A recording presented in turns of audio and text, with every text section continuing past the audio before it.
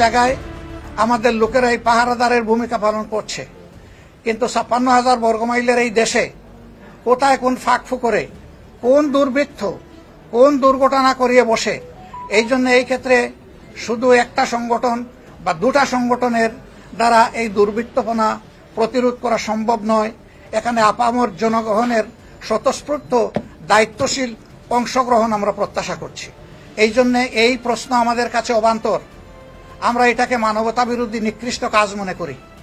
এই জন্য আমরা উদাত্ত আহ্বান জানিয়েছি এবং আজকে আপনাদের মাধ্যমে আবার আমরা জাতিকে আহ্বান জানাবো, যেখানে এই দুর্বৃত্তপনা দেখবেন কঠোর হস্তে ওদেরকে প্রতিরোধ করতে হবে ইনশাআল্লাহ।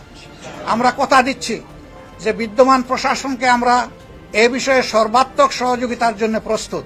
দেশে যখন স্বাভাবিক আইন ফিরে আসবে তখন তাদেরকে ছাড় দেওয়া ঠিক হবে না। তারা যদি এখানে বিচারহীনতার এই সুযোগ পায় তাহলে নতুন অপরাধের জন্ম দেবে। এই জন্য তাদেরকে আইনের যথাযথ প্রয়োগের মাধ্যমে কঠোর শাস্তি বিধান করতে হবে।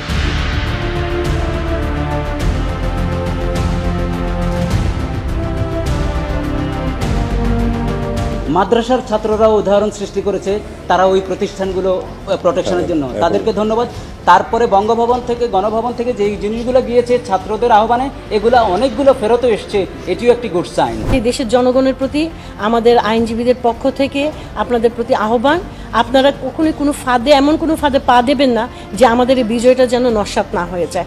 আমরা এই সংখ্যালঘু বলুন কিংবা যারা সরকারি দলের লোক ছিলেন তাদের কথাই বলুন, এরা সবাই আমাদের দেশের জনগণ।